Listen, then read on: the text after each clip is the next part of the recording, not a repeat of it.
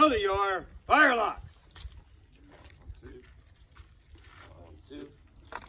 1, 2. 1, 2. To your posts, march. Good morning, everyone. Good morning. Oh, that was pathetic.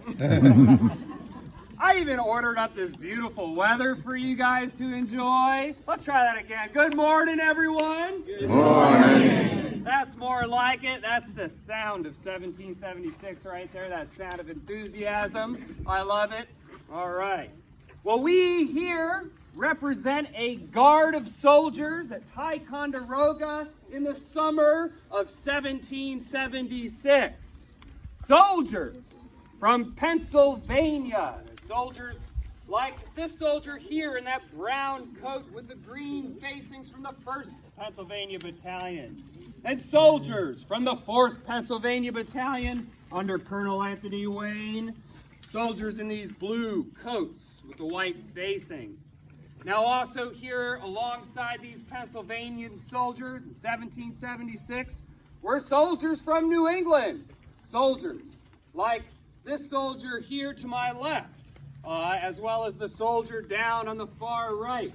State regiments coming from Massachusetts, like these soldiers from Colonel Wheelock's regiment, serving for a short time period here during the campaign of 1776. Now these soldiers, they were paid bounties, that is to say, money so that they could bring their own clothing from home while on use here at Ticonderoga.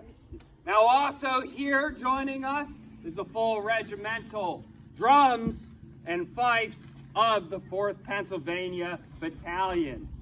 Now you'll notice that these fifers and drummers of the 4th Pennsylvania Battalion, if you compare them to the soldiers in the 4th Pennsylvania Battalion, they wear the opposite colored coats and facings as to the regular soldiers, so that you knew they were indeed the drummers of that battalion.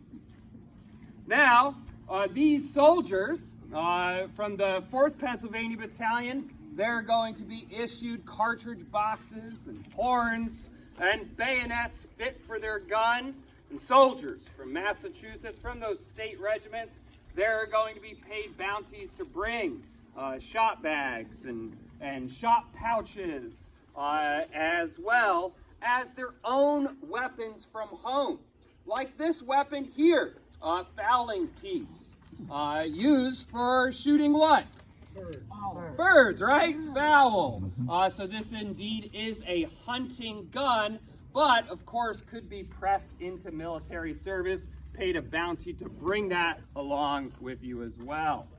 Now, as the colony of Pennsylvania, of course, prepared and raised their battalions, they are going to contract with gunsmiths in that colony to make muskets for their soldiers. These muskets here are based after the muskets from the British Army. Same pattern, except using often cheaper parts rather than nice cast brass.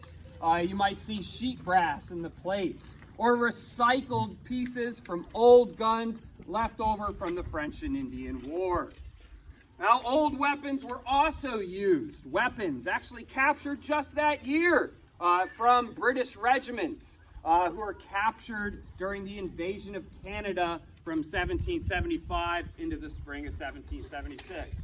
Also, I might add, in each of these Pennsylvania battalions, there was a rifle company carrying rifles, which, of course, had that rifling, those grooves in the barrel, which made these weapons more accurate, but of course a lot longer to load, as you had to push that ball from the top of the muzzle through those grooves all the way down to the breech.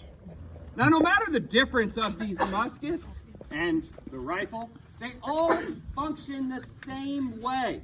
They're all going to have a stock that holds everything in place that would, a barrel where you put your powder and ball down and where that is shot out from, and they will have the lock at the back right of the gun what makes this weapon work. Now the lock has a few essential parts to it. At the back of the lock is that gooseneck shaped piece there called the cock. And within the jaws of the cock, there is a piece of flint. Now who here knows what flint is? Yes. It's a rock that is. Yeah, let's stop right there. It's a rock. It's a rock that really rocks. Because when you strike that rock at a certain angle, what's called napping, it takes on a sharp, knife-like edge. Now that edge is in turn sharp enough and hard enough that when you scrape it against steel, what do you get?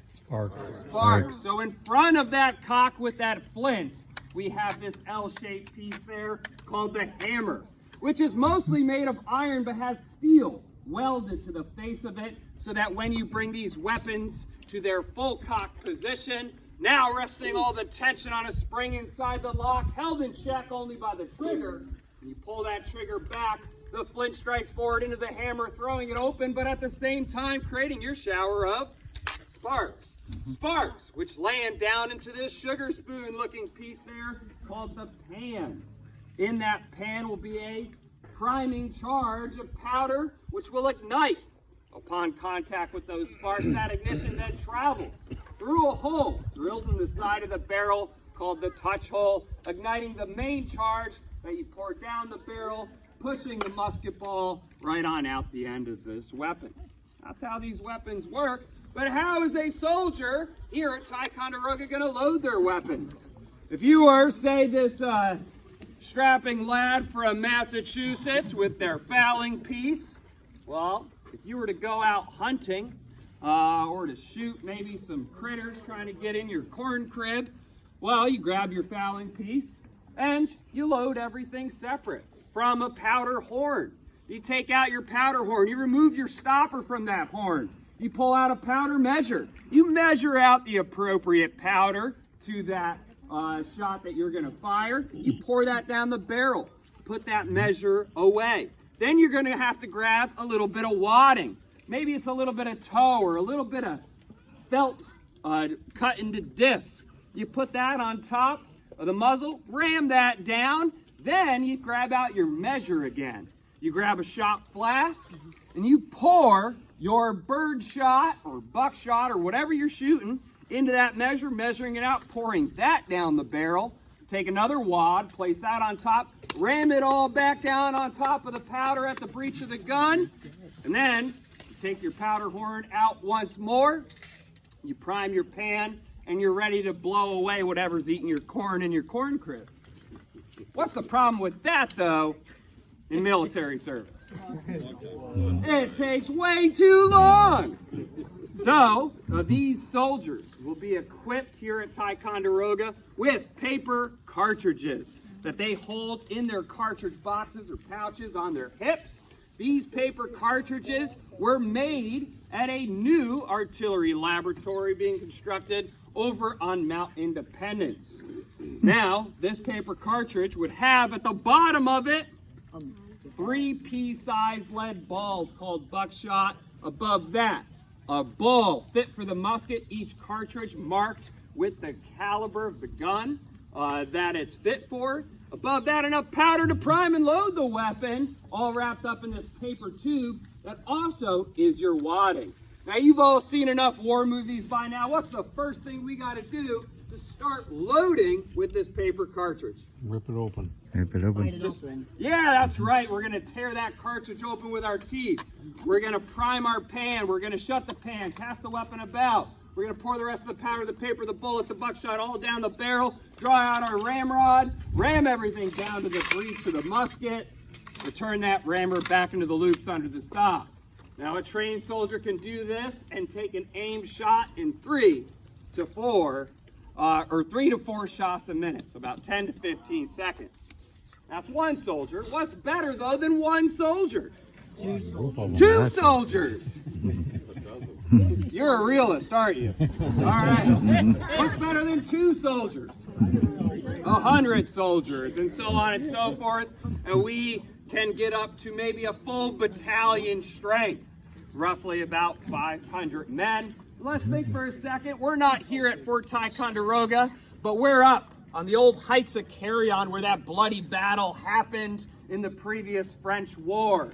And these soldiers are up on those heights, and their colonel, say Colonel Anthony Wayne, gallops on up to these men and he says, "Boys, the British are advancing.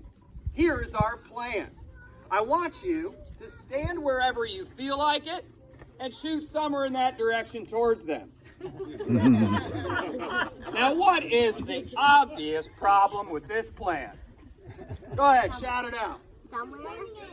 Right, we could shoot it at each other. This is disorganized, so we arrive at a conundrum that has existed since ancient times. Since King Leonidas himself had to get his 300 Spartans together to defend Thermopylae Pass from those Persians. This conundrum exists in 1776 as well, and by 1775 in June, the Commander-in-Chief of the Continental Army, General George Washington, approves that His Majesty's 1764 review exercise, yes, His Britannic Majesty's 1764 review exercise, would be the exercise that the Continental Army would use. Now, by as early as 1775, by the battles of Lexington and Concord, we know that they are just using 2 ranks of soldiers, eliminating the 3rd rank that's in the front who has to kneel every time we shoot. Now, what's great about these 2 ranks of soldiers is that when the rear rank goes to present their weapon, they're going to clear the front rank at a nice safe margin. That is to say, though, is if they're a half-arm distance away from that front rank. Suddenly they take one big step back, and things don't look so good anymore. So these men must be very close together to fire safely as one, half-arm distance away. But this causes another problem. Say that soldier there, that rifleman from Pennsylvania, that buckskinner, he likes to take a big step back when he goes to load and prime his gun. He's going to bump into the soldiers around them, causing chaos. So, this exercise breaks down the loading and firing of these weapons piece by piece so that they can learn and do this efficiently all as one. The exercise starts with the order to push off, and the weapons are brought off the shoulder, out in front of them. And from here they'll be ordered to open your hands. And they bring the weapons over, locked to their breast, taking a T stance, pointing the muzzle down range in case of a misfire. From here, they'll be ordered to 100. And they reach back, grab a cartridge from their box, and they bring it up and to their teeth, tear it open, holding it under their chin for safety's sake. They then will get the order to run. They shake a little bit of that powder into the pan.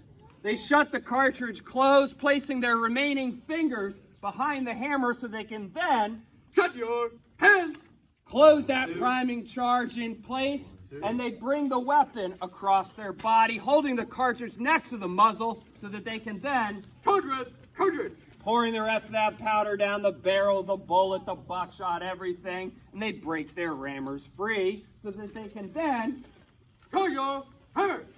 Drawing that rammer out with one swift movement, backhanding it and flipping it around, starting it on top of the ball at the end of the muzzle. From here, they'll get the order to hand on your cartridge. Ramming that ball and the powder all the way down to the breech, packing it firmly against that breech. They bring the rammer back into the loop so they can then return your hammer. 1, 2. 1, 2. And after they've returned their rammers, they come to this position of recover. So whoever's in charge of these men know that they are indeed loaded and can order them to fire. 1, 2. And from here, they can be marched wherever they need to go. Now, to fire these weapons, they're going to receive a similar sequence of orders to do so together, starting with the order to ready. And you'll notice a few things happen. The front rank and the back rank take the musket off their shoulders, full cocking the musket. The front rank takes a step over with their right foot. The rear rank, though, takes a step over with their right foot, bringing their left foot over to meet their right foot so they could shoot in between the gaps in between the files of soldiers. From here, they'll get the order to present, and each soldier takes sight on a target. Make no mistake, they do take aim, and they wait quietly and patiently for the order to Thank you.